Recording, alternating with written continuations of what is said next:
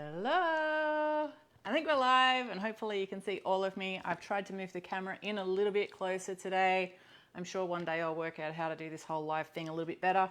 We're cooking from our new ebook, Chicken Dinners. Yes, this is in a print copy, but that's because I printed mine out. You're welcome to do the same with yours. It makes life a lot easier, that you can actually open up your recipes, lay them flat and put them on your kitchen bench or use your devices.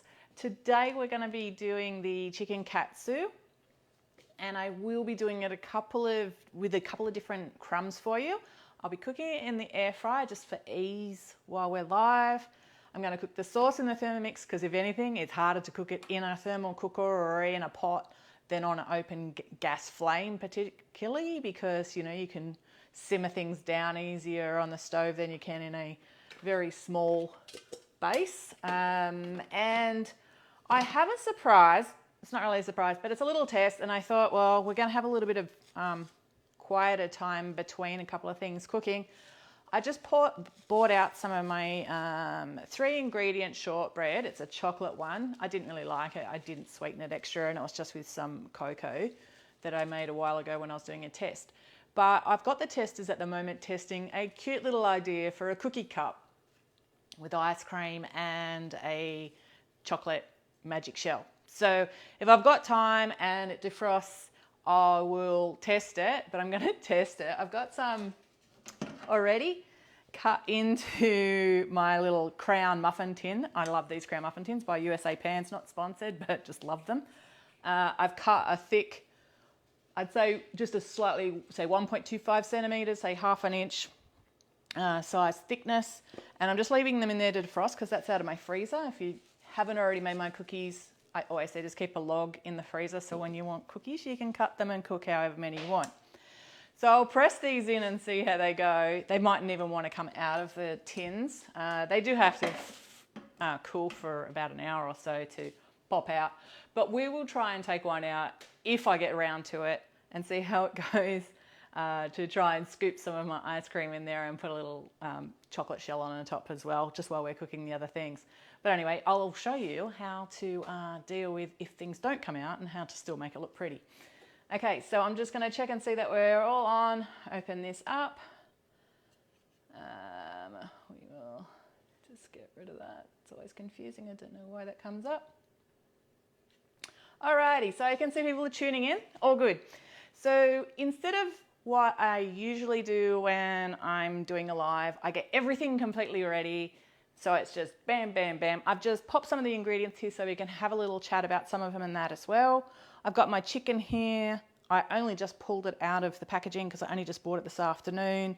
2 of them are totally different sizes, so we're going to trim that down as well. I'll just move these out of the way. And we'll get going right now. So as I said, this is from our Chicken Dinners ebook. Who's got it? Who's on the fence? If you are and you've got any questions about it, you can ask while we're on here. Dave is watching the thread and that as well while we're live, so he can answer some of the questions and that as well too. So this is what we're cooking. So basically it's a crumb chicken. The katsu sauce is like a curry sauce. I'm making it with my Malaysian curry powder, but you can use any curry powder that you've got in the cupboard. My Malaysian curry powder is a Bubba's curry, so you can actually make your own at home with your own spices. It's so easy to make. Or you could even use any curry paste. It's like quite easy to make this sauce. But let's get this chicken crumbs into the air fryer because it's going to take about 20 minutes. So I'm going to probably trim them down so we get a half decent schnitzel cooked in the time that we're on live. So I'm just cutting off the tenderloin at the moment. I'll just move this one out of the way. And I might just trim that bit off there. Normally I would trim these down. If you can even see in the picture, it's still quite a big thick fillet. Not quite as big as that one. We're using roughly around about 500 grams. For this, I have said that it serves 4. So when you're doing these in the schnitzels or the chicken breasts, you can cut that down or get the smaller breasts, roughly around about 200 grams each or so. Okay, so I'm just going to trim these down to look the same, and I'll put that chicken away in a minute. So we've got our 2 breasts, roughly the same. When I would do this normally, I would test, just going to wash my hands, sorry. I would test the, did I have a towel out? Test the chicken temperature, the internal temperature with a meter. So I have one of those probes that go inside the chicken, and you can tell when it gets to a safe temperature, which is 75 degrees C. But I use the phone, which we're using right now, to gauge that. So I'm not going to do that today, but that is how I would test the temperature. A lot of the new gadgets that are coming out today, I've also got a Ninja XL grill over there. They've actually got the probes inbuilt, so you can actually pop them in there. I've been using that just for the first few times lately. Amazing little appliance to have if you've got the room. I've got a whole other bench outside of the kitchen that you can't see. Plus I've got a, I'm just going to grab some of the eggshell back. The little tip of, you know, getting your eggshells out with eggshell. If you didn't know that one works. Like, unless you're like me normally and just chase it around with your finger. So we've just got some eggs here. Just going to give them a quick whisk. So for this one, I have already milled some pork rinds. Now, if you eat pork, but you don't like pork rinds, I don't either anymore. I used to like them, but following keto lifestyle for 5 years, honestly, even the smell of it really repulses me now. So I tentatively tested this and I absolutely loved it on the chicken. I don't taste pork, so if you're concerned about it, don't worry about it. Now with this chicken, I would pat dry, but this chicken is actually not very wet, but you know how sometimes you get them and they're still in their juices? I would pat it dry before I pop it into the egg wash, and then I'm going to pop it into the crumb, and I'm going to really press that crumb in. So I'm just flicking it over. See how I try and use 2 different hands to do this? I'm just going to pull this over here where I can reach it a little bit better. Now, hopefully the sound is all good. I've got the camera right. I've got the microphone right at my mouth now. And okay, so yeah, these crumbs, by the way, I probably over milled them. I was sort of in the other room and I just flicked the dial on. But you know, you can crush this with a rolling pin. You know, put the old way that we used to do the lemon condensed milk slices with the biscuits and your milk arrowroot or whatever, and you put it in the bag and you bash it with the rolling pin. A great thing to do. It's a little bit of therapy if you need it, is crushing pork rinds. Now I was going to do this 2 different ways, so what I'll do, just another quick rinse.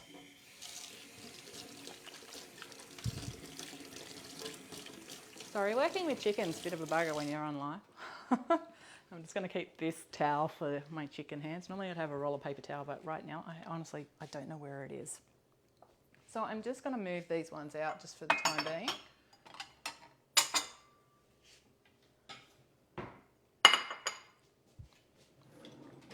And then I have to go into my fridge because I really wasn't ready. And there was one other ingredient. So crumbing with keto is something that a lot of people question, you know, what can I use? So I tend to use, the pork rinds are obviously a good one. That's an easy one.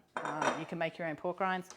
You can buy them, but a lot of the ones you buy do have a lot of rubbish in them and that as well. Flax meal, so I have the golden linseeds or golden flax seeds. You can buy these in, well, the flax meal or the flax seeds are in some supermarkets. Mostly I find them in Coles. I'm not sure about Woolies. I'd have to have a look and see if Woolies have updated and finally got it in. These ones, it's the Lotus brand. I got these from Elite Health Supplements, which is just up the road from me, but we have links on our Facebook group and that as well too, to their online store, so you can order that online.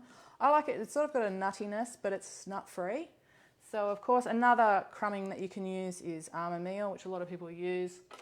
I would steer away from coconut or coconut flour for certain things, unless you want the coconut flavour to penetrate. So, coconut crumbs, I would use desiccated coconut, say for something like prawns.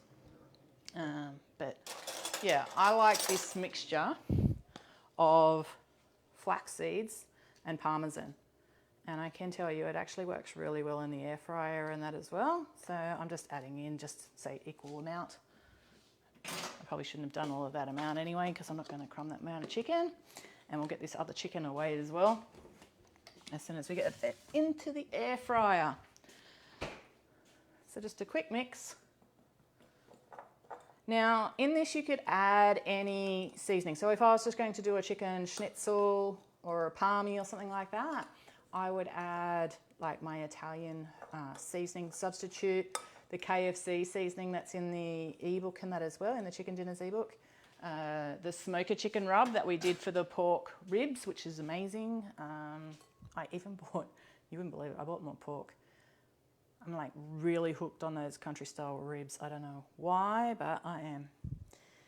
So it's, before the recipe was even published, I've probably made them 4 times and I've made it a few times since. So that's a rarity for me.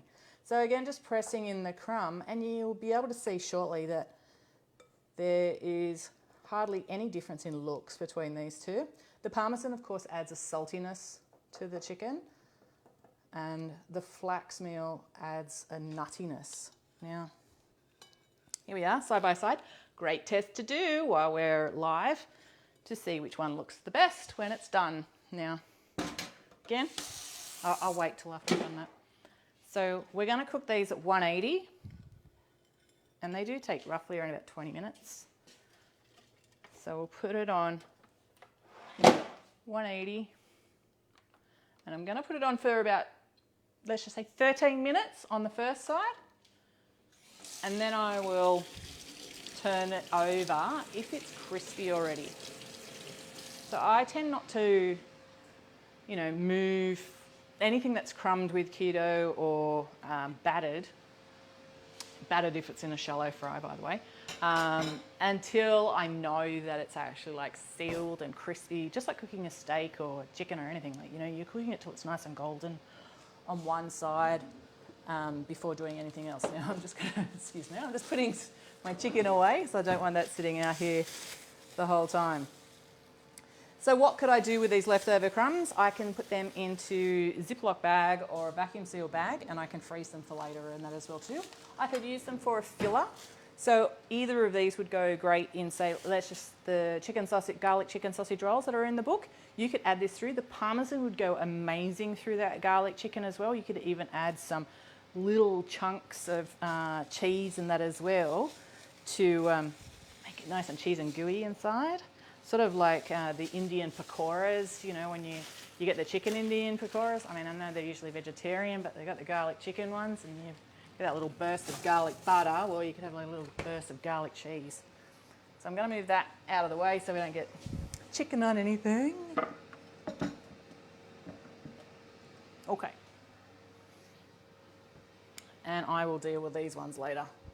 The eggs, same sort of thing, so we could freeze that and use that in anything. It could again go into the chicken, or it could be used in a pastry because it's going to be cooked anyway. So even if it's got a little bit of chicken-ness in it, it will still be safe. So let's have a look and see if I've got any questions. Costco have golden flax seeds. We have got a Costco nearby, not close. I think it would probably take me half an hour to drive there. And I haven't gone yet. It opened when we were in lockdown, I think the last lockdown, and you're only supposed to go out if, you know, one person went out, blah, blah. So I haven't gone out yet to check it out, but when one of my friends said that they got 2 kilos of halloumi for $2.47 or something like that just the other day, I'm like, I want that deal. That would be halloumi chips cheap, hey? Okay, so I'm just having a quick look and seeing if there's any comments, any questions. Love your t-shirt. Yes, if you didn't notice, it's Mad Creations. Got my coffee, got it, made Marry Me Chicken today. Yeah, the Marry Me Chicken is a favourite. It is one of the ones that's on the website, but we put it in the book. We put a couple of the big recipes, that and the butter chicken. The butter chicken is actually my version, I think, from a book. But we put in just a couple of the recipes that were really amazing, and they have pretty much, those two have stayed untouched. Other recipes, there is a recipe for teriyaki chicken that is on the website, but we've changed that as well, and the Tuscan chicken. But other than that, the recipes are new. So nice and exciting, this katsu. I haven't done anything before, so it's a nice new recipe. And if you look up katsu curries and stuff, you'll see that this is quite different than most katsus as well in the katsu sauce. But it makes a really lovely sauce. And again, this is a sauce that can be used with different proteins, different vegetables, your meat substitutes like seitan and tofu. So let's get this katsu sauce on. Oh, hang on, let's have a look at these cookies. You might get them on. Now that whisk was just for the eggs, so I can move that over to there. Okay, so our cookie dough is starting to soften. So I've got this new little gadget. I'm going to have a go at one. You put these in like the molds and it presses it out. So I'm going to just see if it works. Yeah, it does actually. You won't be able to see that, but you'll be able to see them when I photograph them later. I won't photograph them tonight because it'll be too dark. Because isn't the weather I find really depressing. Like, for those of you who say that you hate daylight savings, how could you hate daylight savings? I mean, how could you hate it when it's this time of year anyway? Because I know it's not daylight savings that makes it lighter. But, okay, some of these are still really frozen, so I'm going to push really hard. So yeah, my concern with these, like I said, this is a test live, nothing like testing something live, is that they won't come out of this pan. My tip with this sort of thing is always that you can do a few things, depending on the size of your freezer. You could freeze it and then pop them out. That would work. I don't think this size tray would fit in any of my freezers, and I have 3 of them.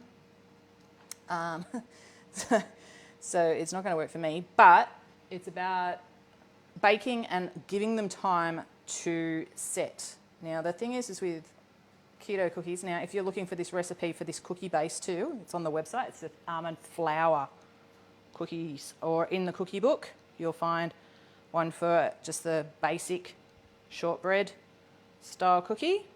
So what I'm doing is I'm pressing them down and they're making a little cup shape. And then what I'm doing is I'm actually making the sides flat, so they're not too crude in shape.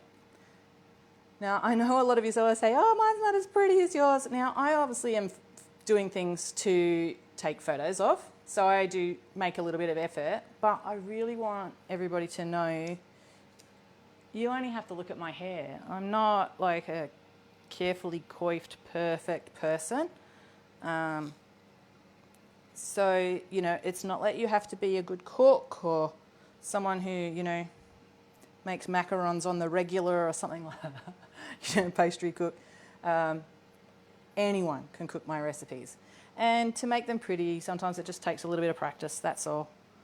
But I can assure you, you see some of the meals Dave pops up sometimes of just what he's eating, if it's not one that I've just photographed. And you'll see, like, you know, it just looks like ordinary food. It just tastes nice. Because to me, the main thing is always that food tastes incredible. I've learnt to take some pretty pictures over the years, but I'm in a photography group and they always laugh at me when I say I'm not a food photographer. Yeah, I take photos of food. I would not say I'm professional in that regard, but I just want everybody to know that it's not just about pretty pictures, it's actually about great food. Okay, so I've got the cookies in there. God only knows how they're going to turn out. If they turn out crap, I'll show you how to make something good with them anyway. But I will at least try and pull one out at some time while we're live tonight. If it crumbles, I will show you what to do with it. But the beauty of these is they do only take, I'll do that for 7 minutes first. And I shouldn't have actually pressed them out like that, because what's going to happen, now that I think about it, so I was just doing stuff and chatting and not thinking about it, is that's all going to drop, right? So then what's going to happen is when it's done at 7 minutes, I'm going to press it again to make it go up. So I should have actually let it, because as we know, when cookies are soft, they'll bubble up and they'll rise a little bit.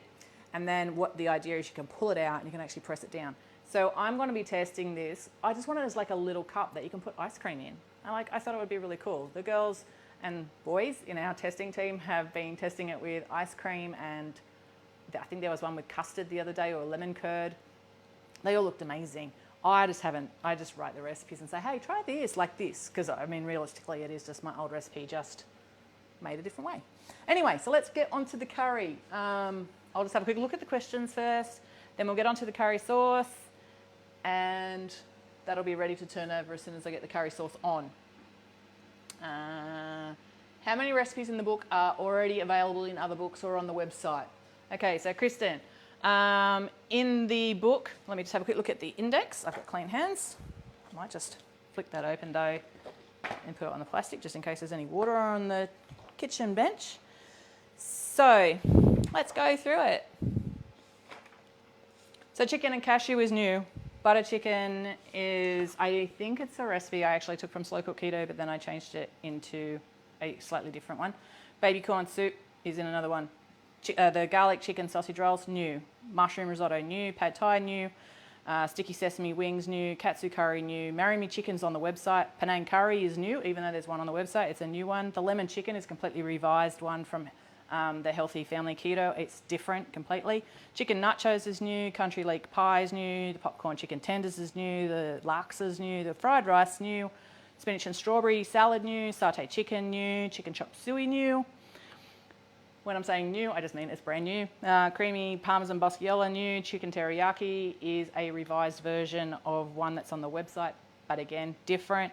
Tuscan chicken lasagna, a revision. Chicken corn chips, completely new. Pastry dough, it's just the basics, is not new. It's fathead. And then there's a laksa paste and KFC seasoning. So that is it. So yeah, it's a pretty easy book. But the majority of everything is pretty new in there, pretty amazing. And I've reflected when I price our products, I price it according to what is new. So there is 30 plus recipes in there, 20 plus chicken. I think there's 23 or 24 chicken recipes. And like I just went through, nearly 18 of them are brand new. So let's get into this curry sauce. Have a quick look. I just bought this. We were in the Caribbean. I keep saying getting into the curry sauce, and then I'm reading questions. I'm definitely thinking about this one. We love chicken. This katsu, yeah, look, honestly, they're all recipes that mostly people would like.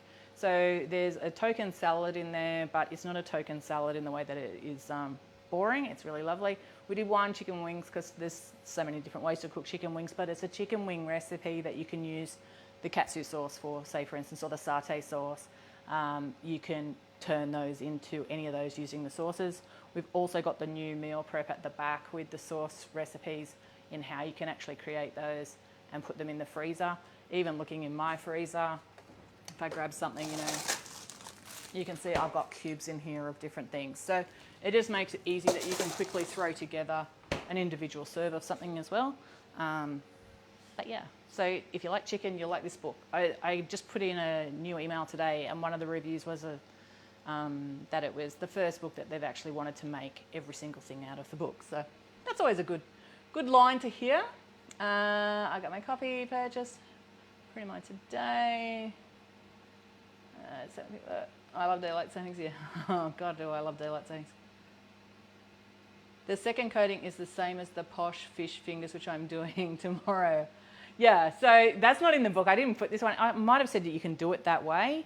Mind you, I'm looking at, I've put in here some dietary swaps options. So you've got dietary swap options. Chicken breast could be swapped for chicken thighs or pork fillets, or grilled sweet potato pumpkin for a vegetarian alternative. Pork rinds for 1 cup of grated parmesan and 1 cup of almond flour or flax meal. The xanthan gum that's going into the sauce can be swapped for glucomannan or a tablespoon of arrowroot flour. I have included arrowroot flour as an option in some of the recipes, as you'll see. There is other options because I know a lot of us, including me, I haven't used arrowroot in any of my recipes, if you hadn't noticed. But I put it in there because it's an easy recipe to get in the supermarket. While the carbs are a little bit high, the amount that's used in any of the recipes is very low. It's usually only a tablespoon that I'm using in the entire recipe for 4 to 6 people. But it's a resistant starch. So those carbs really should pass through being undigested. So I'm not pushing any carbs up. The max carbs I think in the entire book is around about 8 grams of net carbs. So it's still very keto, and they're highly protein based in that as well too. So you'll see some recipes are insanely high in protein and half the fat ratio to protein, if you get what I'm saying. tongs. I had some out. Well, it's good when you hide something. It's probably underneath this board. Yep, and then underneath this plate. I just wanted to quickly show you. So you can see like this looks perfect. Let's come over here. It's not cooked, but it looks absolutely perfect. Now you could do this in the oven. In the oven, I would just turn the temperature up, and I would definitely be a preheated oven. Perfect. So they barely look any different at all. I'm still just going to leave them on that temperature, and I'm going to turn it on for another 4 minutes before I flip them over. And my cookies are still going. I'm just going to turn them on for a few more minutes too. Okay, we'll get to the curry, then we'll get to questions because I'm going to have dead time while everything's cooking anyway. So, Katsu sauce. What do we got to put in here? Just going to move my pretty book. Yes, you can print them. I printed mine at Officeworks. But while I was there today, because I had to go back and get something else, you can buy like really nice paper. And that is the difference. If you want to print them at home, buy some good quality paper. Honestly, I bought like 100 GSM, which is what this one is printed. Just quickly show you. So if you can see, it's like nice and shimmery, and it's really nice quality to touch. I bought the 100 GSM. I think the 500 roll was like around about $8 or something, so it wasn't really expensive. So I've got some olive oil. I'm not giving away the recipe. Ooh, I need a chopping board. I'm not giving away the recipes for it because it is one of the new things you can follow, and you can have a guess if you don't have the book. But it's not really fair to everyone that pays for the book that I give away the recipes. So we'll go with that. And I'll just grab another knife. So one thing you'll notice too, just a little safety thing. You'll see I have a little mat. I always have an anti-skid mat underneath my chopping blocks, so they are not going to ski around on my kitchen bench. Now it's really funny because I'm actually using a Shin knife, a Michael Bra's one actually, really fancy knife, but it really does need to be sharpened. So we're using a whole onion in this sauce. I have calculated the nutritional with this whole amount of sauce in the recipe. So just for those of you who haven't got the book yet, this whole recipe, even though I've only got the 2 chicken breasts there would be 4 cooked, is 348 calories, 5 net carbs, 41 grams of protein and 17 grams of fat. So that's even with the pork rinds in the recipe calculated going into that air fryer, because I'm not using any oil for frying, which is an option. So you can fry it if you wish. So Fermi users, they would just chuck all theirs in like this and chop it, which is what we're going to do. I hope I say that. Yeah, I do. Those of you who know me know I use the pre-done ones of garlic and ginger and the lemongrass from Gourmet Garden, which is just in the fruit and veg section at the supermarket. There's nothing else in them, just the real thing. So I love them. We have some curry powder. So as I said earlier, you can use any kind of curry powder you like. So if you've just got your Keen's curry powder and you want to use that, you love that flavour, use it, okay? I have put a link in the book, which is to our Malaysian curry powder that's on the website. The Malaysian curry powder is a homemade Bubba's meat curry powder. It will cost you so much less. It is so easy to make, and you've probably got all the spices in your pantry already. And this is a great way of using up a lot of those spices. And I've also got some garam masala, so a nice little bit of spice. If you like things less curry or spicier, you can add in all the extra stuff that you like, okay? So we've got some water. Now this would be stock, okay? Because I'm using water, and I'm using some Urban Forager chicken stock.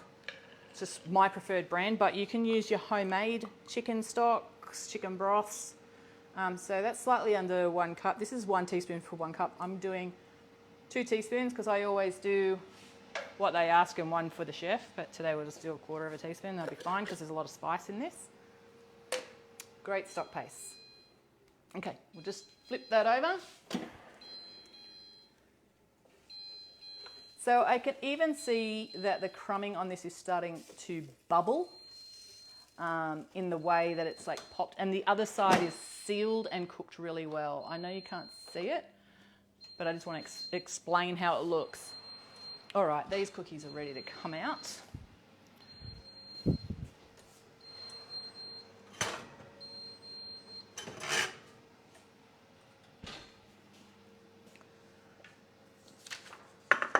So if I was making these from scratch, ooh, that works so well. I don't know if you can see it. Let me see if I can get it. I don't want to put it on the board. Let's see if I can get it here.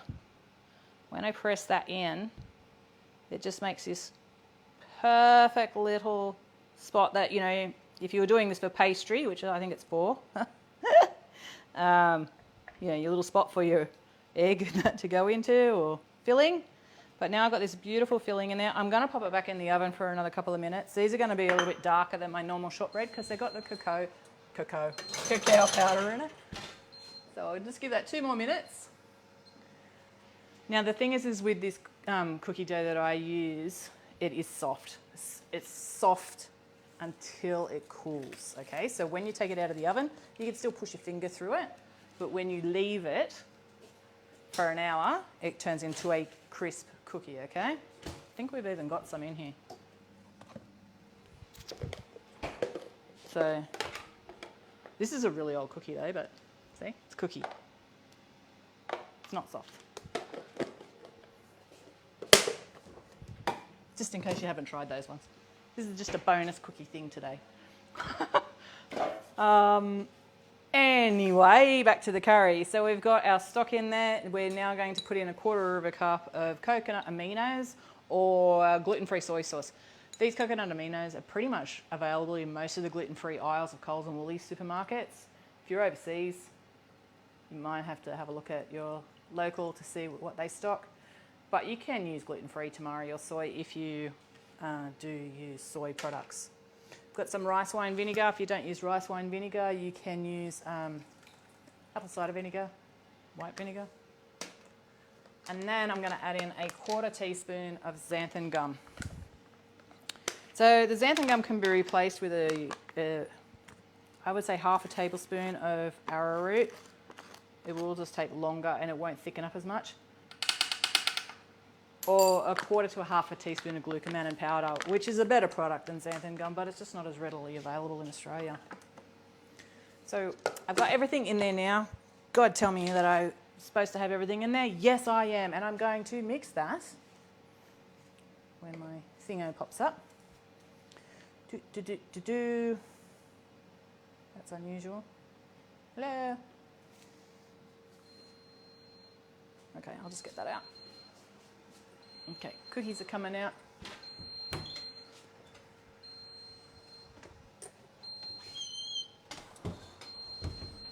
I want to get a new kitchen.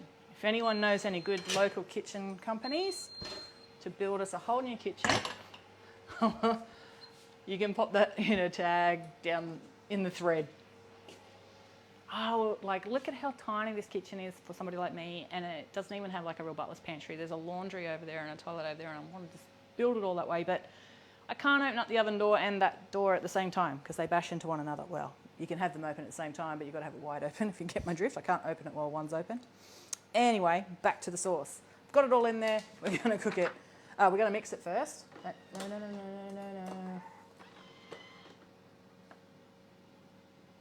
Sorry. I'm going to put that on for 20 seconds. Yeah? Speed 4.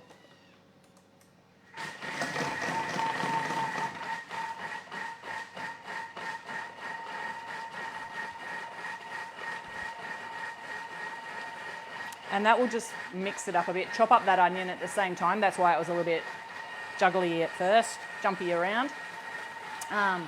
You can finely chop if you want. And if you're doing this on the stove, just finely slice the onion and cook the sauce, and then you can puree it.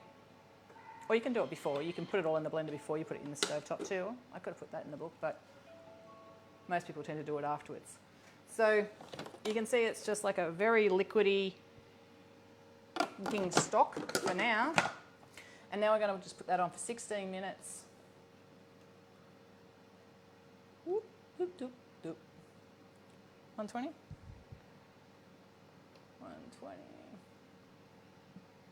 42. Alrighty, so that is on, and I can give that another mix when it's done, okay? So we have now got our chicken almost done. We've got our sauce on, and we've even done some cookies. Gonna see what these look like. Hopefully, fingers crossed, they'll cool down by the time this is done and I can at least show you one cute little cookie cup. I hope you like the idea anyway. But let's have a quick look. I'll see if there's any questions. If you've got any more questions about the Chicken Dinners ebook, it's available in our shop now. I've got a link in the post above and you'll find it in there. But yeah, it's the newest ebook that we've got out. And as I've said, you can print them out. It's a great little spiral bound one that I've got there. I've done a lot of the books in that way. Oh, and one bit of exciting news is today in Sweden, so then we can officially say it. Let's sneak this one out. Keto Loco has been awarded a World Gourmand Cookbook Award. So I can now say I'm an award-winning author. But yeah, it's official today. Well, official if it's been announced now, but it's like today in Sweden. But yeah, that's pretty cool news anyway. It was a book that everybody did love. If you've looked on the website, if you haven't got it and seen the reviews, you'll see a lot of people did love it, and it was really nice for it to be recognised in the World Cookbook Awards. So let's have a little look. Questions. I'll just bring this over here so I can talk to you guys anyway. I hate winter. Me too. Okay, I always put mine in a display book. Yeah, so I also bought, because a lot of people do ask us about ebooks, how's best to store them. So let's start with digital first. When you get the ebook, you must save it, okay? So if you save it to your bookmarks bar, every time you open the ebook, you're downloading it again, and you do have a limited number of downloads. But what you need to do is save it to your device. Once it's saved to your device, it'll never expire, okay? So when you save it to iBooks, Dropbox, Google Docs, your downloads folder if you're using like a laptop or PC. So as soon as you download it, it'll be saved onto your downloads folder, and it's saved as the book title. I'm pretty sure, unless you've got some of my earlier titles, there might be some weird names of the file, but they'll be saved as, like, when you go to look at this one, it'll be Chicken Dinners ebook. So you can save that way. When you save in iBooks and things like that, I should have an iPad here.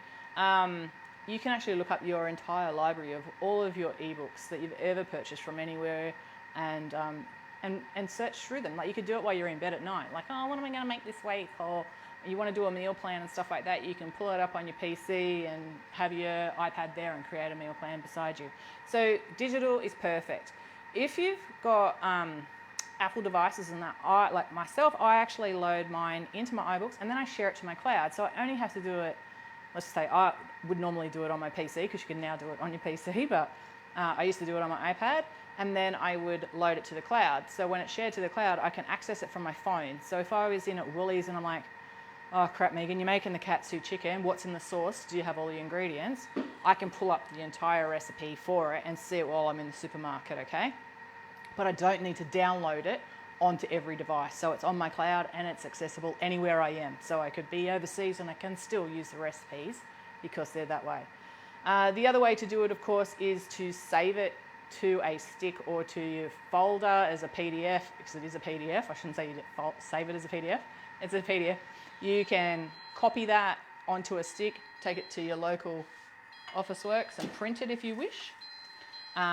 Or you could print it at home and then get it bound. So I would say, without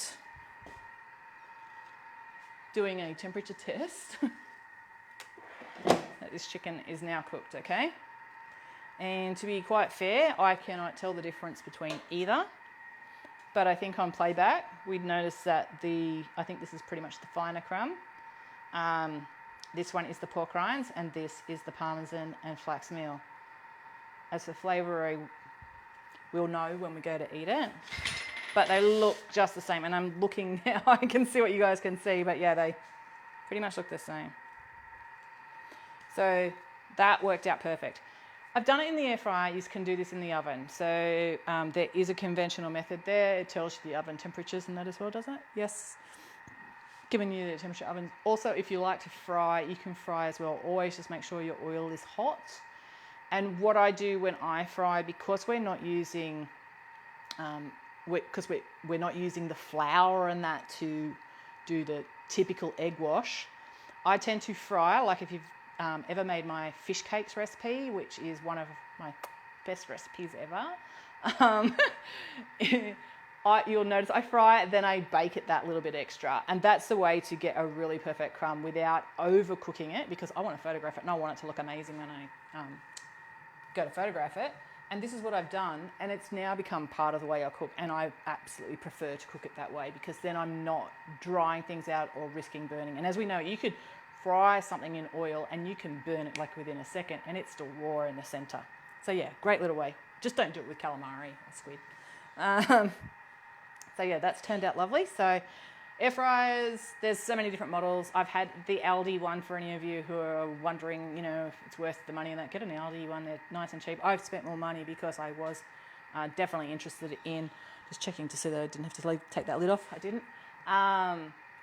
I just got on because I was interested in creating more recipes. I thought air fryers was going to be a passing phase and I really wasn't that interested. But since testing some of the recipes in there, I do prefer it. And like I said, I've been eating these pork ribs on recycle, that's what you call it. And I keep cooking them in the air fryer every single time. The air fryer actually usually is on this bench as well, so I like to have a few things on this kitchen bench. So yeah, that's great. So yeah, you can print. So when you print, like I said, I've had all of mine. This is the first one I've actually had printed by Officeworks. It will have a border around the outside, but they did not cut anything off. So even where I have the copyright claim on the bottom, and in nutritional, it goes all the way to the bottom. But you can see, yeah, there is a white border. That's not how I've created the file. That is just the way they print. If you print it yourself, you can fit to page, and it will actually print the picture all the way to the edge of the page. The textures all come out really clear. I'm using a piece of paper here on the other one, and easy to read as well. So, and I worked a lot on the structure of all of our recipes, as you know, so that when you're working it on a device, you can see the ingredients on one side and your methods on the other. In most recipes, you'll see that all in one screen without scrolling. You may only have to scroll to see the nutritional or the notes, depending on how many notes are on the recipe. And we've kept nice spacing between each of the points too, so that you can easily stay, ahead and know what you're doing with a recipe. Because if you're like me, I struggle with reading. I obviously wear glasses and I wear them all the time. But I'm one of those people, like I'll be doing like 20 things at once, so I need to know, I can't read a whole, paragraph, a huge paragraph of text to find where I'm up to in a recipe. So we've broken it down into easy points and numbers. So even if you were leaving, I would normally, when I do things these days, I have a notepad in my kitchen and I write down the numbers beside me. So that makes it nice and easy. Do you need to spray them with oil if you cook them in the air fryer? No. As you saw, I just did it straight in and they came out like this. You can, it will make it a little bit more golden. Some things I have in the past, but you don't have to. So no. Probably with the Parmesan one, because it's a drier mixture, it would have come up more golden, because as you can see, like the pork rinds have got the fat inbuilt. So it is up to you. There is the egg in there, so just going to make sure those books aren't too close to that. Alrighty. Okay, so any other questions? I'm not sure whether on repeat. Oh yeah, on repeat for the pork ribs. They're so good. I am testing the ones tomorrow. Although we've got steak for tomorrow, but I'll cook these because I like them cold. I actually bought a pork shoulder roast because I couldn't get it like a Scotch. Now, Scotch is at the neck or shoulder anyway, so it's actually got the fat on the top. I think it's even here, so I can probably show you. Where is it?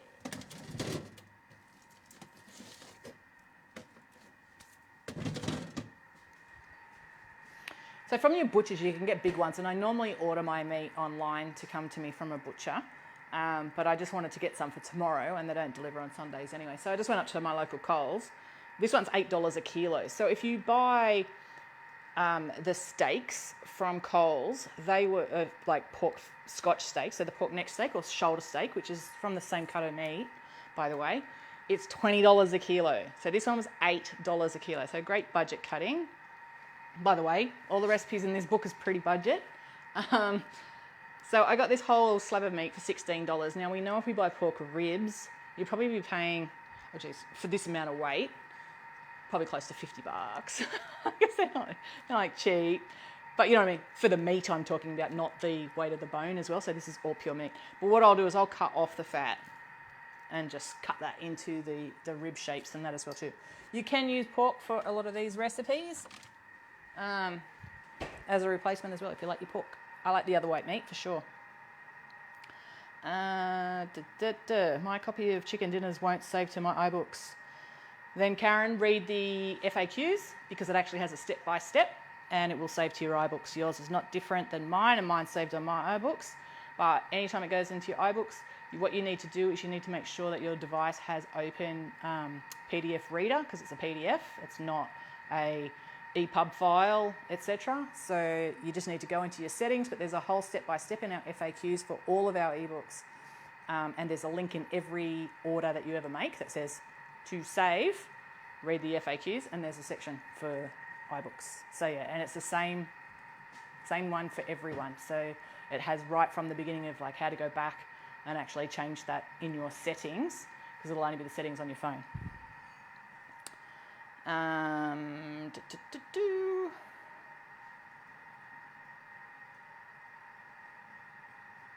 Okay, I'm not sure what that question was. The second coating of posh fish fingers. Susan, I don't know if you're still on there, but how good are the posh fish fingers? They were written for Aussie icons, I think in late 2018, published in 2019 maybe. So many good recipes in there, but that is actually where my fish cakes originated from too. So I did those. I wanted to do, like I called them posh fish fingers. I wanted to do something that was fancy, but not like, you know, box fish fingers, because I never liked those. I grew up only eating seafood as my only protein. Well, not my only protein, but I didn't eat any other meat, just fish. I was pescatarian. I don't think there was that name around back then. I think we've gone through that, but anyway. Wondering if the recipe's in the compilation. No, so I think that was the questions you were asking. So when I went to do this ebook originally, it was going to be a compilation and I was going to update a lot of the recipes and just keep it like as part of like our pantry collection. But then I looked at all of the recipes that I've done and I thought I really needed to add some new ones because we've had a lot of requests over the years and I can't fill a printed cookbook just with chicken recipes.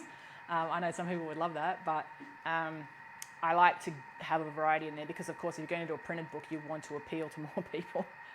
You know, because if you don't like chicken, well, then you're not going to buy the book, right?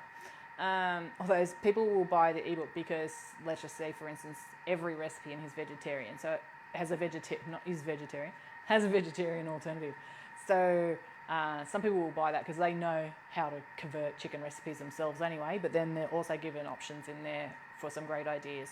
And when I put those ideas in there, we do test in our hard copy books. Every recipe is tested in every option that we give. In the ebooks, I give suggestions, but they're based on foods that I've eaten over the years, recipes that I know work, and that as well. Let's just say, like, if we're going to do buffalo wings, which is not in the book, we all know that buffalo wings you can substitute cauliflower florets, right? So that's an easy one. It's just adjusting cooking times and stuff like that. So where I can, I do try and always add to vary the cooking time if it's needed. Or in, say, that instance, if I was doing a buffalo one and it needed a better way of then just dipping into the egg and then into a crumb mixture to coat, that I would give you those details. But yeah, we do try and just do different recipes. But yeah, the chicken one did take a mind of its own. It was supposed to be something I was going to just do in a week. And I think I spent just 2 weeks alone writing recipes. So, and you got to remember, when I write a recipe for the oven. I write the list of ingredients, but then I write the method for an oven, an air fryer, where it can be, and the thermi. So it's not a quick process. Like the testers know, like some days there was no recipes, some days there was one, some days there might be 4. It really depended on what I have tested before, what kind of recipes in a similar vein I might have done before. Let's just say like a crumb chicken.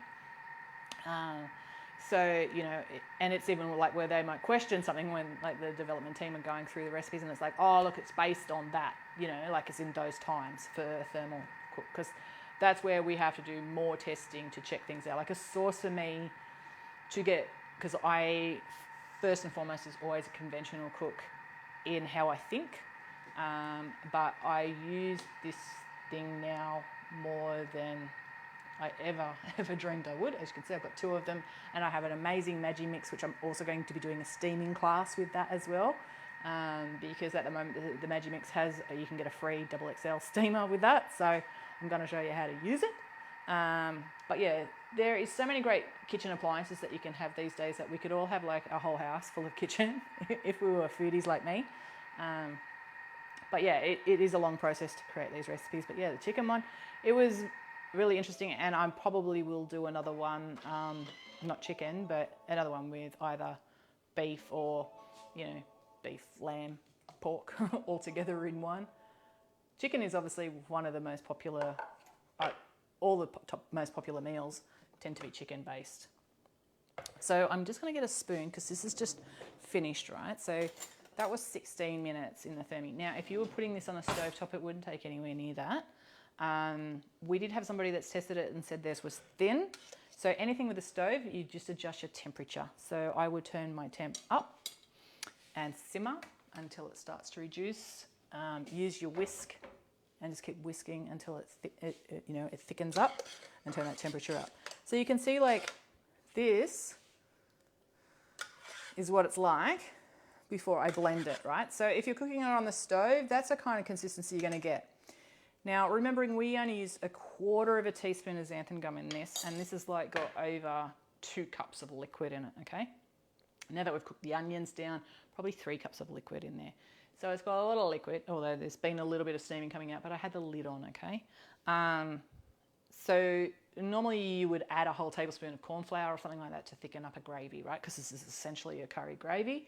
So we're using only 1/4 teaspoon. So it's not a gummy paste or anything like that. So for those of you who absolutely hate xanthan gum, it's fine in this sauce. You won't taste it, but you can try glucosamine. You can use glucosamine powder. You can't try it. Like you can use it because it's I think a superior product.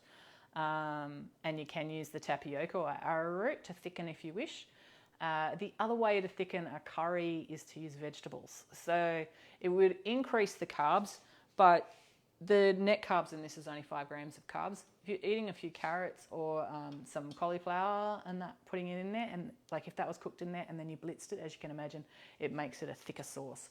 So we do that with soups and stews. We can do that with curries and that as well.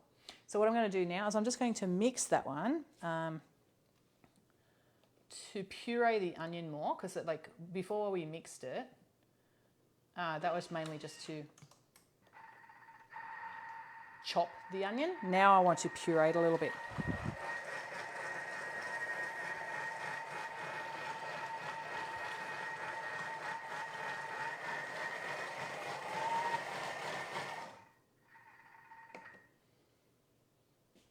Now I can have a look at this. If I wanted this more pureed, puree it more. Do you, okay? But you'll see. I do have a little spatula just here. You'll see in a second because I got it facing the other way, so you just can't see squat. But that's my style, hey? The big reveal.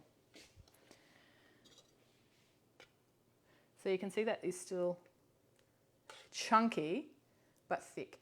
Now, if I was to leave this, it will thicken even more. Of course, any sauce thickens. Think about a gravy. If you make a gravy in a jug and you made it 20 minutes, let's just say 20 minutes, before you're going to serve it, probably by the time 20 minutes is up, you could probably turn it upside down, you'd have like an aspic, right? Like a carvable gravy. So, yeah, this will thicken even more, but look at that, I've got a little saucy thing here. But you can see it is a gravy right now. If you don't like the chunky bits, let me put this back in and we'll show you. Oh, we got a little bit of gravy running down the front. That's always attractive, isn't it? Oopsie. So So what I do, just whack it back in here, and I'll show you what it looks like for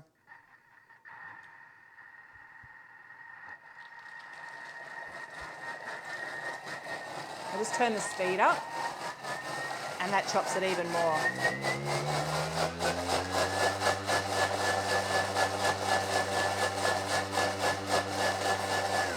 That'll do.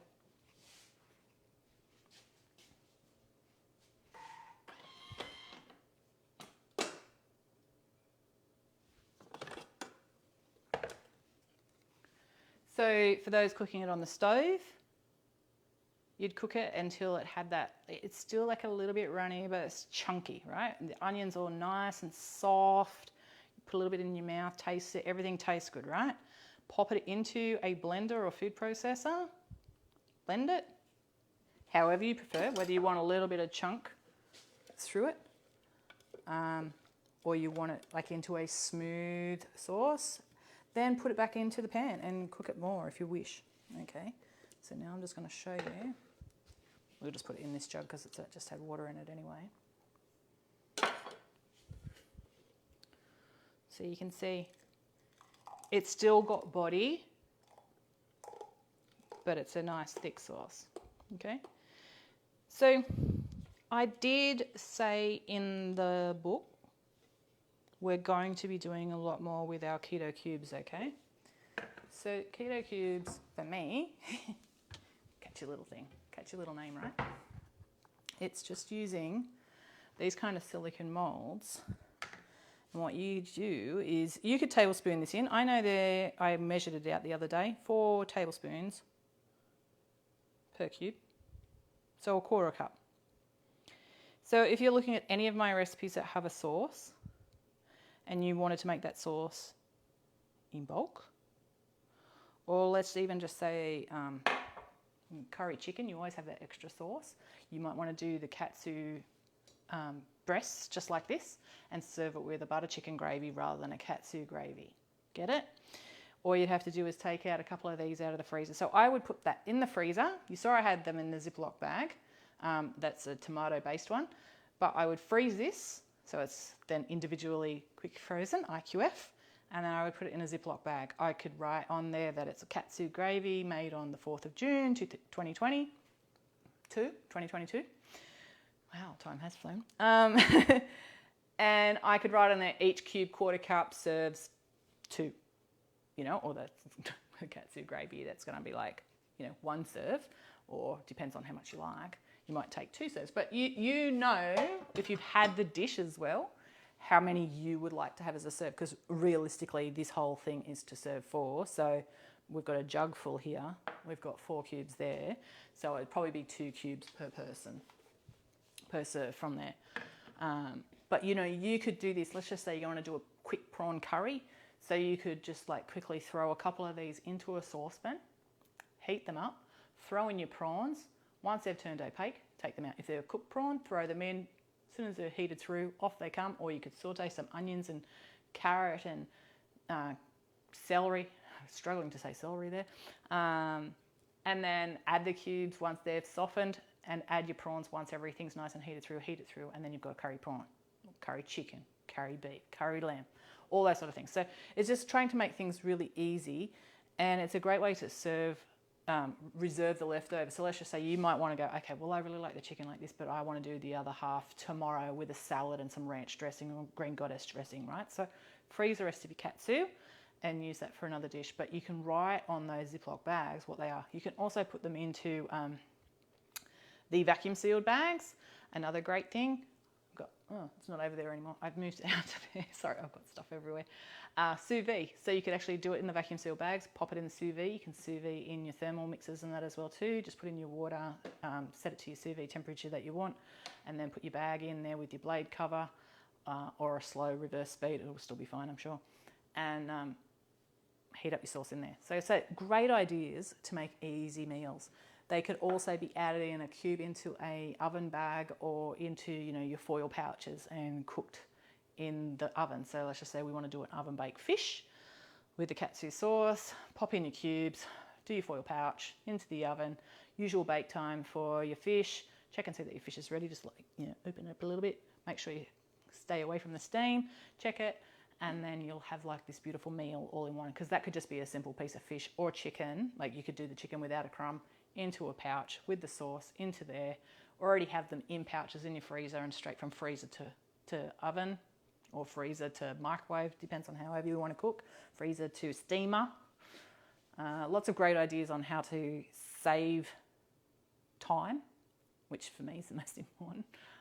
Save time, save money, and, you know, and really stretch these sauces out. So when you're making that, you could have easily doubled that recipe and go, okay, well, I'll make some for tonight and then I'll make another batch that'll be for the next time. So I only have to do it once. It takes no extra time to cook it, because even with that, it would still be the same cooking times. And if you wanted it thicker, you can cook it longer.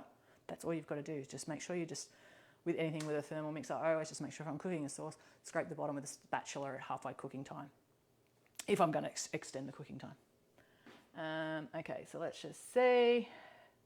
You can do this on the stovetop, I assume, Robin. Yes, and the instructions are there for a conventional method. So as I was saying throughout it, if you were doing it on the stovetop, you just do it in a saucepan.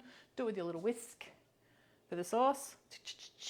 And then use a food processor if you want to blend the sauce. You can still do it nice and chunky. You'll just have to reduce the sauce down a little bit further, or you can thicken it up a little bit more with either some more vegetables or some more thickener. I wouldn't recommend adding more xanthan gum. If anything, if you wanted to thicken it that little bit extra, add half a tablespoon of arrowroot flour with the half a teaspoon of xanthan gum. And then you'll add a little bit more extra carbs with the arrowroot or tapioca, because either of those could be used, but they are both a resistant starch, so they shouldn't add too much to your absorbed carbs. Just eating my leftover Katsu chicken. Aha, Lynn.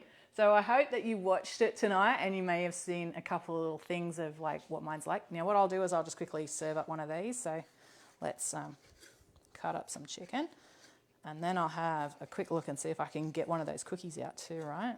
That would be pretty cool.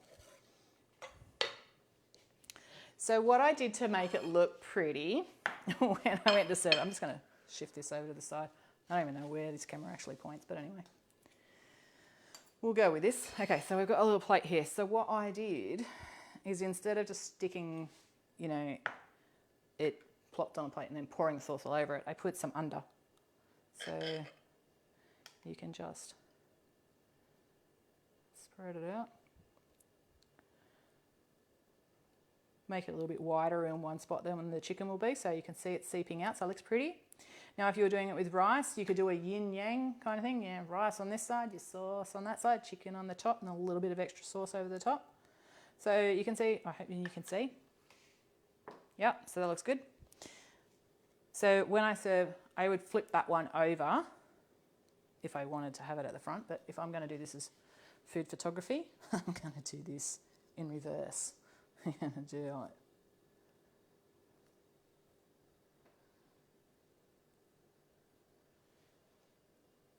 Oh, ta-da!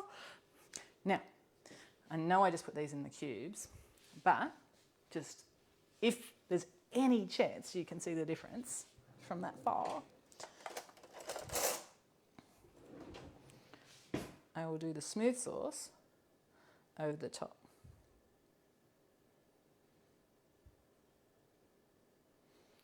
But what I would also do is I might pop a little extra bowl here. You could have like, I haven't done any. You could have some extra greens here on the side, chili flakes, whatever you might want to serve it with, fresh coriander leaves, and some extra sauce on the side.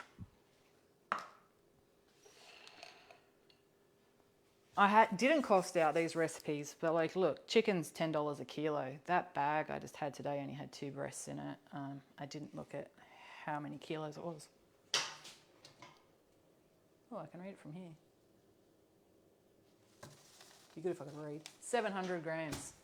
So all that chicken, so this 2 breasts and that huge bag that I put back in there, which is probably half of it, was 700 grams. So there's still like, you know, more than enough, obviously, here for 4. We did say it was 500 grams, but that's serving it with rice or something like that as well too. So not as in that's in the weight, but if you were serving it with more, you would have more of a meal.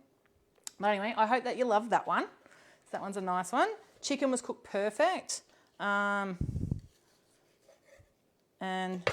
yeah, I mean, to be honest, I cannot tell the difference between either of them to look at. So for those of you, if you've only just tuned in, we did the 2 chicken breasts in the air fryer. We did one with golden flax meal and parmesan, which I would normally add a seasoning to that for sure. Like I would, it seems weird, but I do Italian with a curry. But you could put a little bit of the Bubba's meat curry powder, my Malaysian meat curry powder. Well, we shouldn't say Bubba's because it's mine. I put a bit of the Malaysian meat curry powder, or you could even marinate the chicken before if you wanted to. And then put the crumb on it. And we also did some just with the pork rinds. And I did mention that as somebody who doesn't, like honestly, I gag even when I smell them now. I love pork, but I just can't do the pork rinds. And I did not like the smell even when I blended them, but I will eat that. Like I like that a lot. So it doesn't taste porky, it doesn't taste like pork rinds, and it doesn't smell like pork rinds once it's cooked. Okay, so let's have a look and see. My tray's cold. Oh. Ta-da. Oh, okay. We're going to do a little dessert as well. So,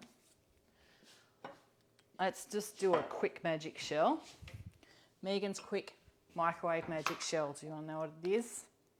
Okay, let's just do, they're a little amount, so we're going to make extra, but I tell you what I do with this is when I make it, it just stays in the cup, so you can just reheat it later if you want, okay? So I just put it in like about half a teaspoon of MCT oil.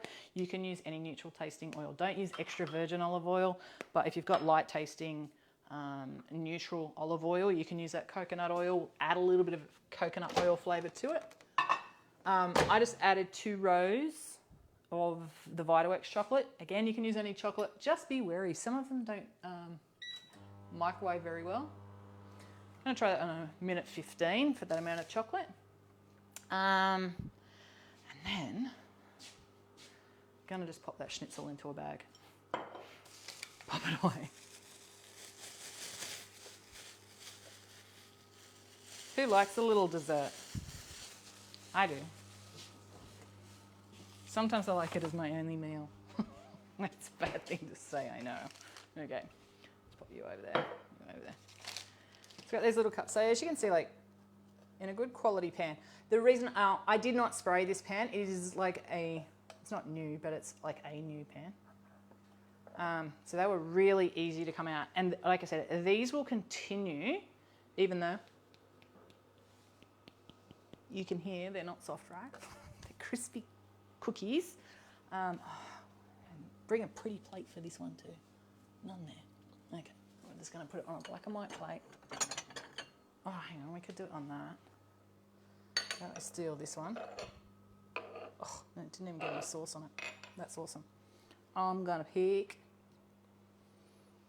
I'll pick the worst one. I should pick the worst one. Okay.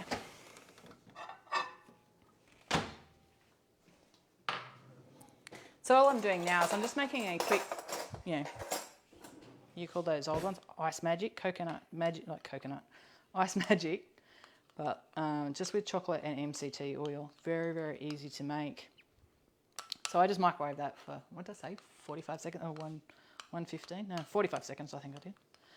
Normally for an extra row for like a whole like ice cream serve, I would microwave it in my microwave, which is 750 watts when I cook it that way. It takes 1 minute 45. I've done it a few times.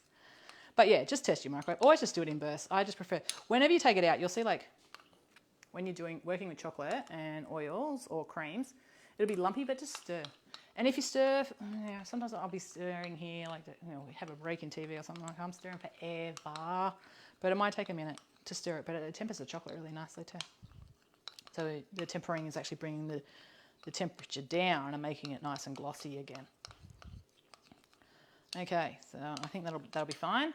I'll just grab my ice cream out of the freezer. Hopefully 6,000 things don't fall on me. Yep. Oh, it was that chicken. Instead of putting it in the fridge, I put it in the freezer. Who knew? Okay, so this is a batch of my ice cream. I will be putting a general basic ice cream on the website soon. It will be a protein ice cream, but you don't need to put the protein powder in it. But if you look at my chocolate one, it's pretty much the same recipe. I really like a nicer spoon in that, but anyway. I need a smaller one than that. Use that one. So,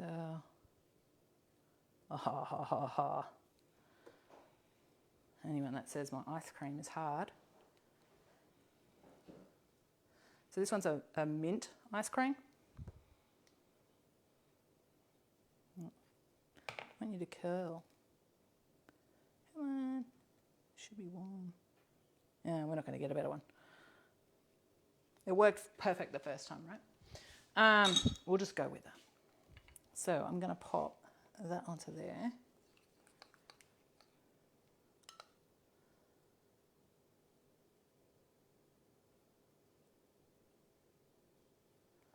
And just a little bit of the chocolate.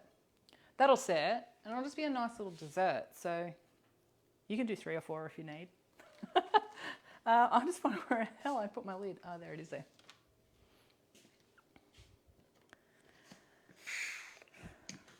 So to make perfect ice cream, and that as well too, just follow the chocolate instructions that are on the website one.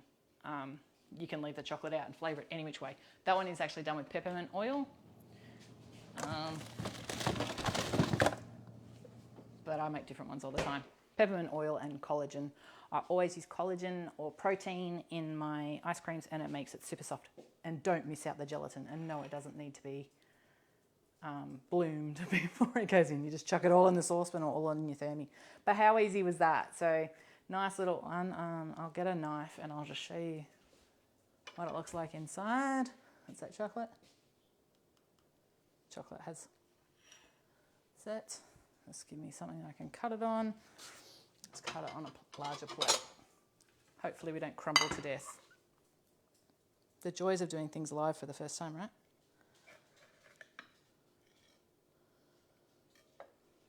See? It looks perfect, doesn't it? So there's a nice little dessert. You could have put like, the options here are endless. If you had some custard, some jam, so like Natvia jam, which I love. The raspberry one is amazing.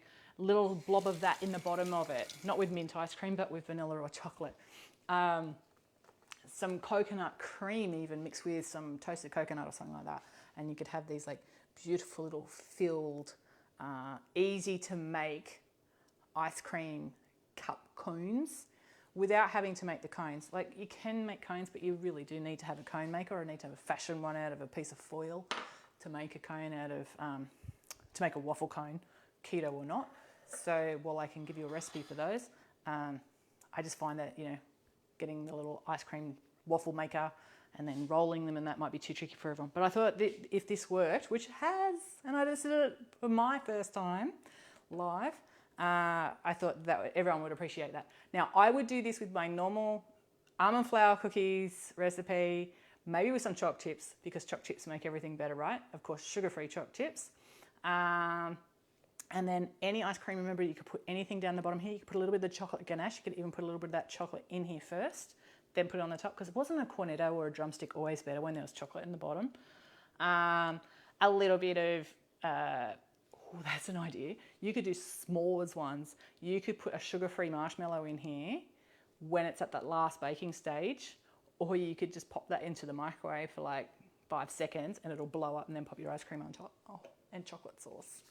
So anyway, we've made katsu curry from our, let me get it,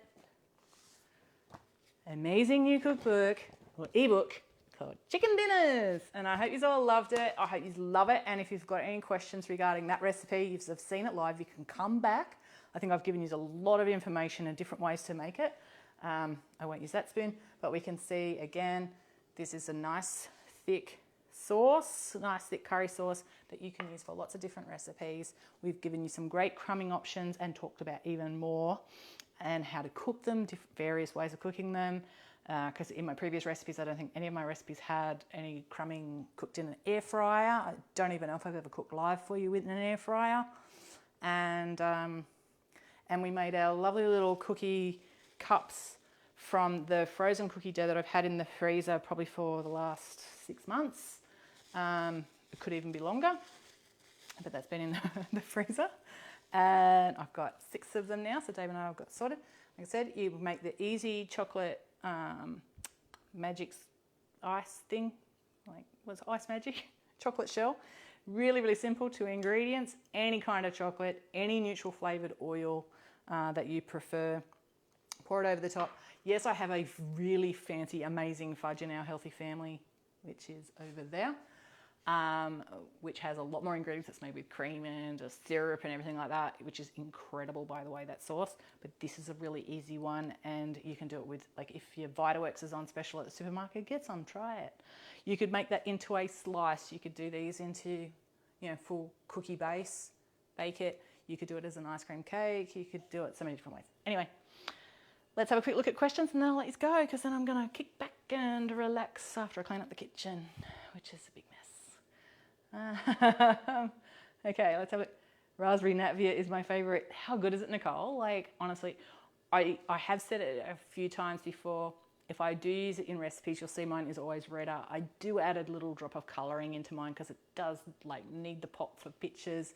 But flavour-wise, that stuff is, like, insane. It's so good straight out of the jar. And it's even like what I used in the Monte Carlo cookies, which are on our website. And when you bake that on that little bit to make it that extra jammy, sticky bit, oh God, that's so good. That would work so well in these, like in the bottom of that. And like I just said with the marshmallow, even like cooking it that little bit longer, or using a butane torch to caramelise it that little bit further. It's such a good jam. And it's good that's in the supermarket. Don't you find those little bits of the chicken fall off into your mouth? They would if I wasn't on live, Susan, for sure. But yeah, like when I think even in the picture of the katsu, I think I actually just stuck the chicken end behind. So again, it's like sometimes it's just that little bit of preparation that you do for a dish that can make it look so much better. So yeah, you can see I didn't have the end here. I had it up there. So I flipped it over and put it at the back. So there's actually like 2 there at the back. So you can see that nice bit of white meat coming through. So like I could just fan that out a little bit further, push that out to there, pull that out to there. So you know, and you can do it thinner if you wish, however you wish to serve it. But it's nice when you just take something as simple as like a crumb chicken breast and make it look a little bit nicer on the plate.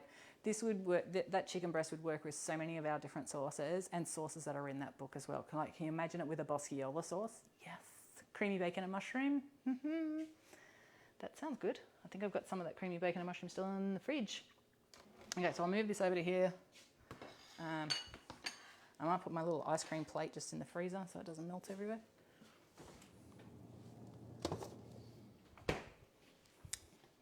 Okay. I have watched tonight. I think I just needed to cook the sauce a little bit longer and make it thicker. So yes, Lynn, anything that's on the stove, always try and use a pan that's not too small, but just simmer it down till it gets any thickness. So all of my recipes always will say cook until it's thick. So if it takes 10 minutes, if it takes 20 minutes, you just cook it till it's thick. It will happen. The recipes are tested in both ways, okay? So, but yeah, a sauce traditionally is cooked on an open flame or on a stovetop, so it is a lot easier. But yeah, the larger the base, the cooking base, the surface, the more the heat will come through and help bubble it down. So just turn your heat up a little bit or just cook it a little bit longer. Yummo. Don't you love it when a plan comes together? Is he talking about the cookie cups? Yeah, I like that. I think that's really cool. I mean, I'd already seen the testers were already enjoying them. I think I'd said a couple of different ways that we could do different things with them, but they could be done. We've also done it with the chopped chip cookie recipe as well. So the other one that's on the website with the gelatin, which is also similar to like our Monte Carlo ones.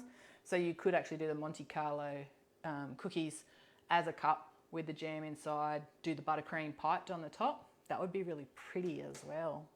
And of course, like the cookies would be white. So these ones, remember, these have got cacao, so they're brown. They're not burnt. They just didn't look pretty. I was trying to do a chocolate cookie. I will get to a chocolate cookie for you, but I didn't like that one. It just didn't look pretty. So I want your cookies to look good as well. Sounds like my freezer. So you love, yeah, and I've got a freezer there and a freezer there. But yeah, it's just crazy.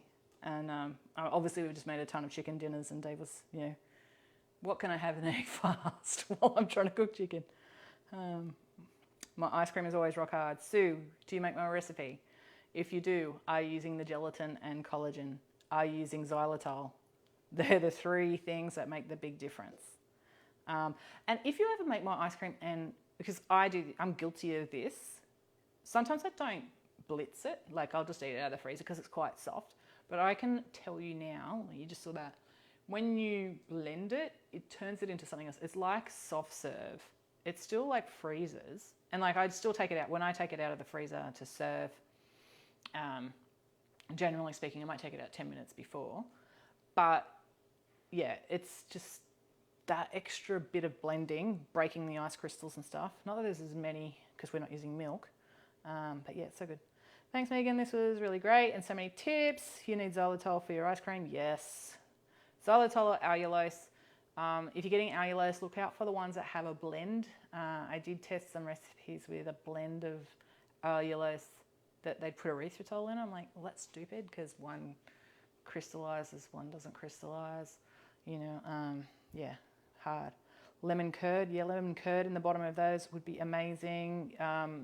Meringue. So if you've got leftover egg whites from your egg fast, little mini lemon meringue tart. Little caramel tart. Oh, now we're talking. You could put the caramel in there, or your little, like in my cookies book, the Jaffa cakes. You could do your little orange caramel inside there. You could even still do like a meringue on top and then coat it in chocolate. You could dip the whole thing in chocolate if you wanted to. Love the new book. Thanks. Okay, thanks. Just got the ebook. Can't wait to start cooking. So going to make the cookie cups with ice cream. Yeah, well, I just thought it'd be a fun thing to do, like in the middle of cooking those two things, because we had one on for 20 minutes, one on for 16 minutes. So I just wanted to make sure there was something other than me jabbering on, even though I jabber while I'm still doing stuff. Ice magic, yes, I'm a struggler. Love watching you all the way from Iceland. I love that you tune in. It was really interesting even yesterday looking at all the countries that come in and buy our books. Now, I mean, that sounds a terrible thing to say because I hate talking about people buying our stuff, but we had 17 different countries yesterday, which was just incredible. And the only reason I looked is because I was talking to somebody about ebooks, and it's, I wondered even for myself if it's just more that we have a 50% Australia general population, not 50% of Australia, but the most amount of our followers is Australian, and that's 50% of our followers tend to be Australian. And that's what I'm talking about. When I say followers, I just mean like people that are going through to the website and actually using our recipes. So when I see that we had 17 different countries, I'm like, yes, that's so cool. And some of the countries just blow me away. I'm like, oh my God.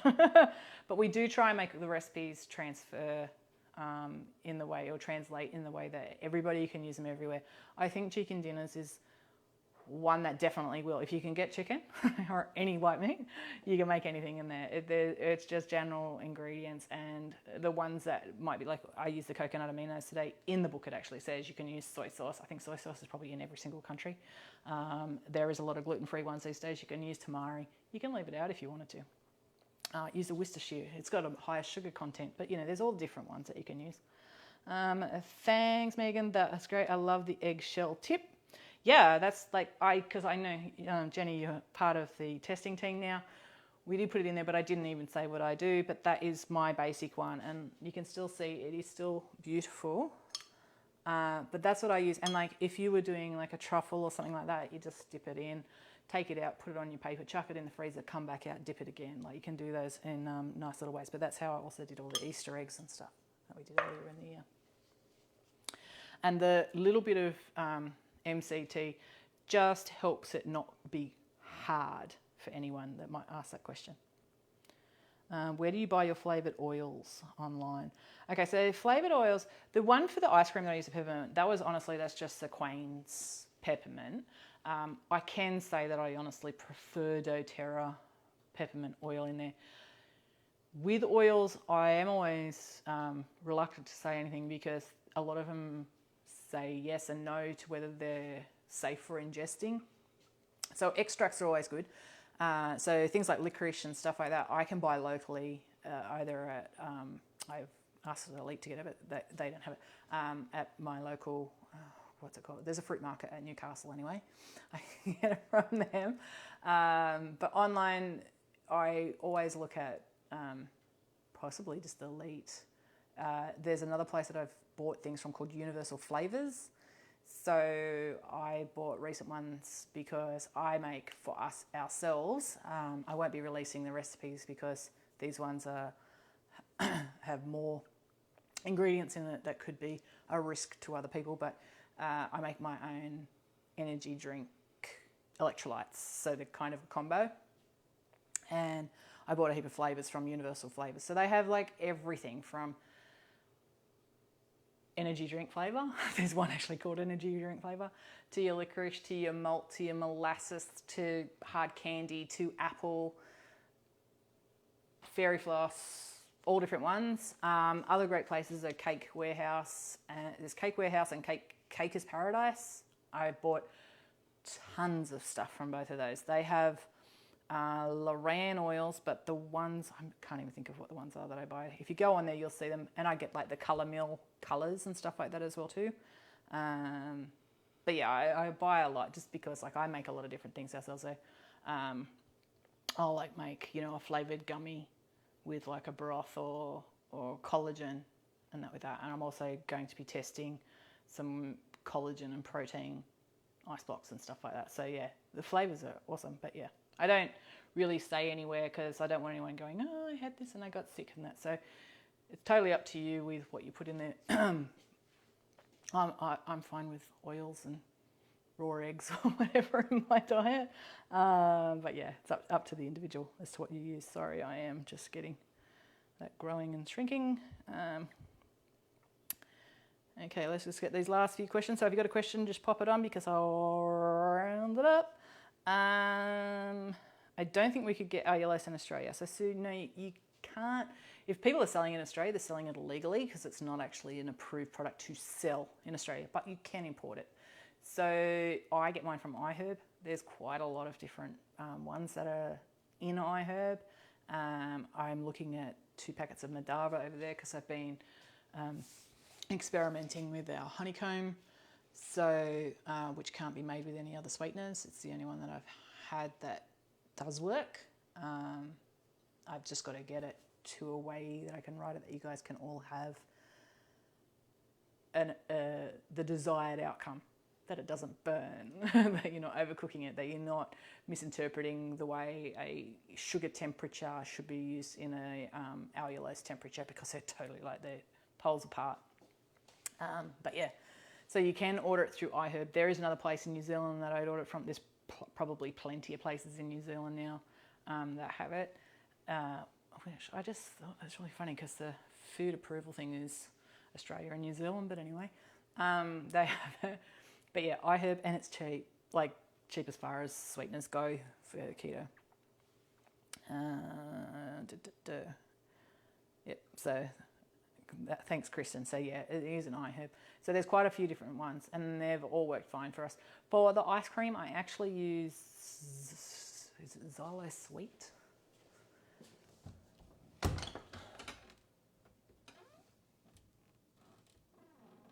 don't know what it is. Yeah, there it is. Xylo Sweet, Xylitol. So, and I would only recommend, like I do use it, and where we practice very safe practice with our ice cream because we know it's not safe for Stormy because obviously we've got a dog, but you know, neither's chocolate. So if you have chocolate in your house, same thing. So when I use make ice cream or whatever, yeah, we eat it we put away the bowls, we don't leave anything out, we don't drop anything on the floor, we don't have kids. So if you have kids or anything like that, or anyone that might actually take the ice cream and you have dogs and you're concerned, don't use xylitol at all. I wouldn't if I had that concern. I love your cookbooks due to lovely flavour of the food, but also because of the various ways of cooking and ideas added. Works well for us here. Oh, thanks, Edda. Yeah. So I do try and put in a few variations, and obviously not everyone has a Thermomix, and while I am a consultant, I'm not really hard selling them. I just put it in there because obviously we have people asking me all the time, so I did join up with them. But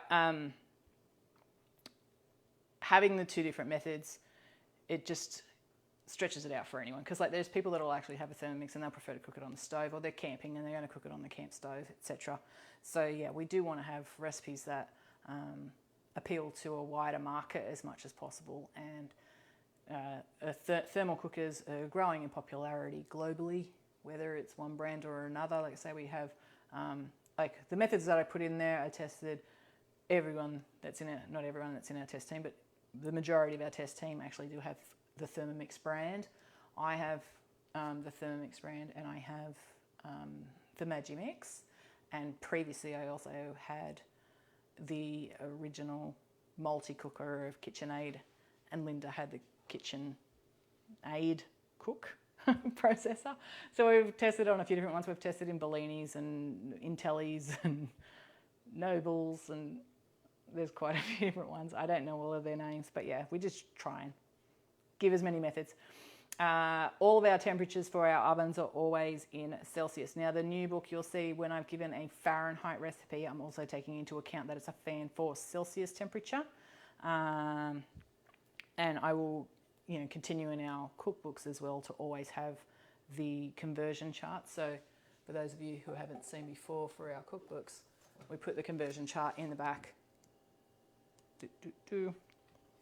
so that you can actually see that we actually do use fan forced oven, and it has the conversions there for the Celsius fan forced, the Celsius conventional oven. So if you've got to convert it back to a conventional, and your Fahrenheit and your gas mark, etc. My oven can do both, but I'm pretty sure that majority of people in Australia and a lot globally now use fan. What can you use instead of xylitol if you have kids and dogs? So that would be allulose for ice cream. You can still use erythritol, but if you use an erythritol or like monk fruit, all the monk fruit flavors, monk fruit sweeteners you buy tend to be, into an erythritol anyway. They will set hard, so a lot harder. So the ice cream will be a bit like a cricket bat when you take it out. It still will turn creamy when it softens a little bit, but the erythritol does set rock hard. So I would just use the allulose. So order it in from iHerb if you want to give that a try, or just skip it. Or you could do the erythritol, just do smaller portions and just make it and eat it within an hour or two. Because like when it's soft and it's first made, like I'm talking about after you've blitzed it. So I would, you could even do it in those cubes, say for instance, or smaller cubes. Throw them into any kind of mixer, like a food processor of any kind, and just blitz it. There is those ones that are in the jars and all that sort of stuff, but I'm sorry, I don't like any of the quick ones. We have two other recipes on the website. There's a creme fraiche ice cream, which is actually really zingy and zesty, and it will still set a little bit firm, but not like erythritol, even though it's got like the different sweeteners in it, just because of the fat content of the creme fraiche. The mascarpone. No, it's creme fraiche, but you could use either really. And then we also have the macadamia milk one, but I think I still said in that one xylitol. So I have made that with erythritol as well, but you just got to get it out a little bit earlier. Or like I said, just blitz it. So when you get it out, leave it out for 10 minutes, or put it into an ice cube tray, put it into a Ziploc bag, work out how many of your ice cube tray makes one serve for you. Or you could even work out via the recipe, if it says serves 10 and it makes 100 ice cubes, you just all get 10 pellets, 10 cubes, chuck it into a blender when you're ready to serve and have a nice soft serve ice cream. That's probably a great way of serving it. It's probably a great way to actually recommend putting it into. I think that's done. Okay, thanks for another wonderful live. Also, I must remember to buy you a coffee or two. Thanks, Eileen. And actually, it's time for me to go because I'm gonna have a coffee. But thanks everyone that joined in. I hope you're loving the book, loving the recipes. Remember, we do, if you don't, well, not remember, but if you didn't know, on our Facebook group, we do have a link of who cooked it first.